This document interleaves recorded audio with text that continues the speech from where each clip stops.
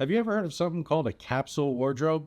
No, it's not a wardrobe that can fit in a capsule or a pill, though anybody who's seen Dragon Ball Z would definitely appreciate something like that. A capsule wardrobe is known by several names, such as a minimalist wardrobe or a core wardrobe, but for simplicity's sake, I'm just going to refer to it as a capsule wardrobe in this video. What this is it's a group of essential, timeless, and very importantly, versatile clothing pieces which can be mixed and matched to create a massive amount of outfit varieties. With each item, the number of outfit possibilities grows exponentially. To give you a better understanding of how it works, I'm going to use an example. Let's start off with 4 pairs of pants or trousers and 5 dress shirts. That there is 20 outfit combinations that can be made. Then let's add in 3 different options of shoes or sneakers.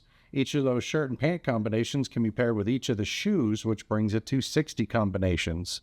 And then 3 jackets or blazers and a sweater. That's 240 different outfit possibilities with just 16 items. The wardrobe I'm going to recommend has a few more items and a little bit more details about them, but you'll easily have more than 1,000 different options, and many of the items you likely already own. The goal for this is to build this wardrobe with things that work with pretty much every other thing in the wardrobe to avoid having to waste time on trying to find combinations that match versus ones that don't, and wasting money on articles of clothing that you just never wear because it doesn't match with any of the other things that you often wear. We'll get to all that and more in this video, but first, why did the closet get a promotion?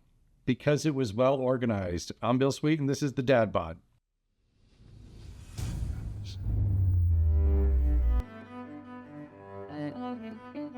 With this capsule wardrobe, we're going to need to focus on picking out essential clothing items, the things that are necessary for a professional wardrobe. For that, we're going to include things like jeans, chinos, slacks, or khaki pants, dress shirts, undershirts, footwear, a belt, button-up shirts, and then we're going to need to ensure that they're timeless pieces. For that, we're going to want to avoid things that would be considered trendy. Trendy clothing is, by definition, something that is currently trending, but as quickly as it became fashionable, it'll eventually become unfashionable and result in a repetitive cycle of having to spend your hard-earned money to replace your wardrobe. So for this, we're going to want to stick with items that have been commonplace for a while and likely will continue to for many, many years to come. A good example of this would be jeans. A regular pair of well-fitting denim jeans has been seen in clothing styles for many, many decades. However, bell-bottom jeans were only around for about a decade. Rhinestone jeans about a decade after that. Those big baggy Jenko jeans for about a decade after that. And then skinny jeans were big not too long ago and are already falling out of fashion. A great thing about the capsule wardrobe is you aren't spending as much money on a whole bunch of clothing items that you're going to hardly ever wear, and instead you're able to invest in items that are going to last you for many, many years or more. It's a great and more affordable option to start for the younger generation who are entering the workforce, or for those who are moving up into more white-collar positions.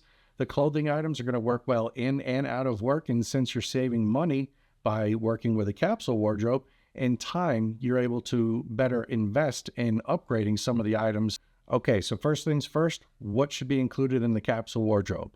I'll have a list in the description of this video for later reference, but for now, make sure to pay attention because I'm going to explain the what's and the whys with detail in here. The first thing you're going to want to have is a 3-piece suit. I would strongly recommend a navy one that doesn't have any patterns in the fabric.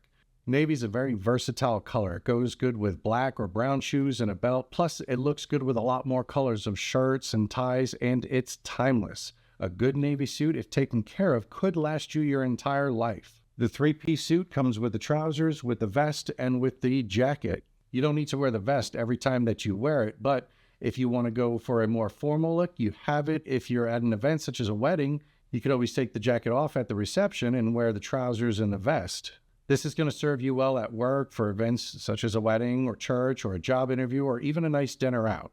Next, you're going to want to have a blazer. I would recommend something in a slightly darker gray or a blue.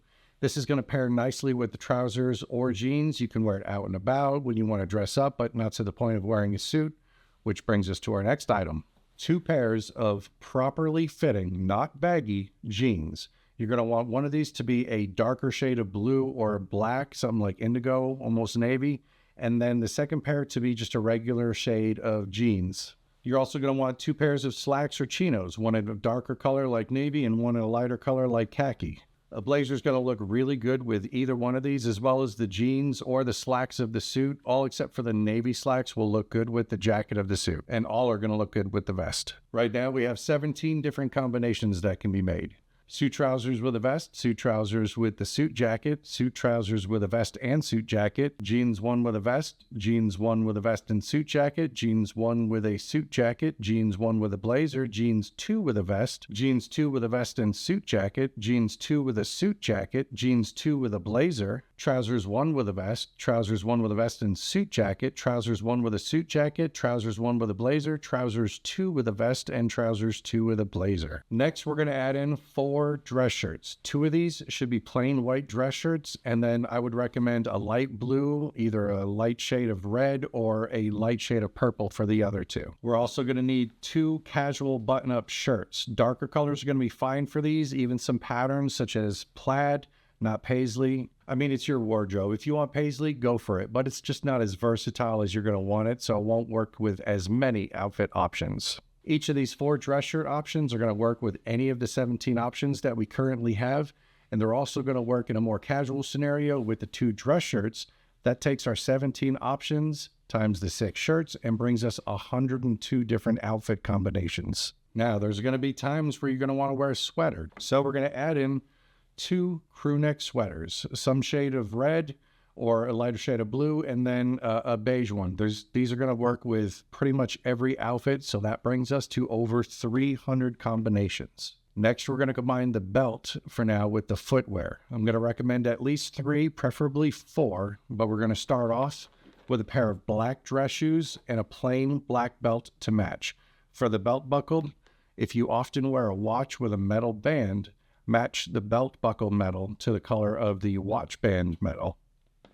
And then you're going to want a pair of sneakers, nice looking sneakers, well kept. Avoid bulky sneakers. You probably already own these. If you live across the pond, and you would likely call them trainers. If you're in the southeastern United States, you probably call them tennis shoes. And if you're my wife, you call them tennis shoes for 35 years until the day you send it in a text message to somebody to finally realize that you weren't just saying the 2 words together. You legit thought it was tennis shoes. We still get a laugh about that from time to time. Anyways, 1 pair of black dress shoes, 1 pair of nice well-kept sneakers, and then 1 to 2 of the following: a pair of brown dress shoes or a pair of brown Chelsea boots with a brown belt to match, again, matching the metal of your watch if you wear one regularly, or a pair of casual shoes such as those with canvas or leather material like these. So for the example, let's say you have 1 pair of black dress shoes, a pair of brown Chelsea boots, a pair of sneakers, a pair of casual shoes, plus a black and a brown belt. That brings that 300 outfit combinations to well over 1,000. Now, you're going to also want plain colored t-shirts or undershirts. I would recommend 2 to 3 pairs of plain white t-shirts, 2 to 3 pairs of plain light gray t-shirts, and a plain black t-shirt, totaling 5 pairs. I say plain to stress, no logos, no pictures. And for these, you might want to replace these a little bit more often, not monthly, but when the collars start looking stretched or worn, update them so that way they look nice when you're wearing a button-up shirt without a tie, or if you're wearing it without a dress shirt or a button-up shirt over the top. Which now brings us to the ties. I did have 3 examples put aside for this, but I have no idea where I put them today, so I'm just going to add pictures to this. But you're going to want 3 to 5 ties for this capsule wardrobe. We're just going to go with 3 for this example. You're going to want a plain navy tie. A navy tie with stripes, diagonal is best. And then an olive colored tie with small shapes that are dark colors such as navy, black, or red. These 3 ties are going to work with pretty much all of the outfit combinations. And that's going to bring your outfit combinations to several thousand combinations. That is your capsule wardrobe. There are some items that I didn't include that you would want to consider, such as underwear, socks, dress socks. Another item is a coat or a jacket. A nice leather jacket is going to pair nicely with these outfits, but if it's not your style, it's not your style. If you live where it's not needed, then you don't need one, which is why I didn't include it. And then your activewear and sleepwear. I do want to reiterate a few things just for its importance. First, you do want to make sure that these items fit you properly. Don't be afraid to take the items to a tailor if you need to. An off-the-rack suit or a secondhand suit can either look like you're wearing it or it's wearing you based upon how it fits. A $50 suit can look like a $500 suit with a little tailoring. And the same goes for a dress shirt. Get one that fits your body. Us bigger and taller guys, we often get stuck with massively baggy torsos in our dress shirts. so that way we can get one that has the sleeves that fit us. Aim for a dress shirt that has a more tailored fit where you pick out the neck and the sleeve size, and that's going to give you a better fit. Or take it to a tailor. And again, get what you can afford, and in time, work on improving. If you can only start off with a $50 used suit and $50 in tailoring, that's fine. In time, by saving money on the clothing with the Capsule Wardrobe, you're going to be able to upgrade to a nicer suit. My first suit was a hand-me-down from my stepfather. I wore it for my first wedding.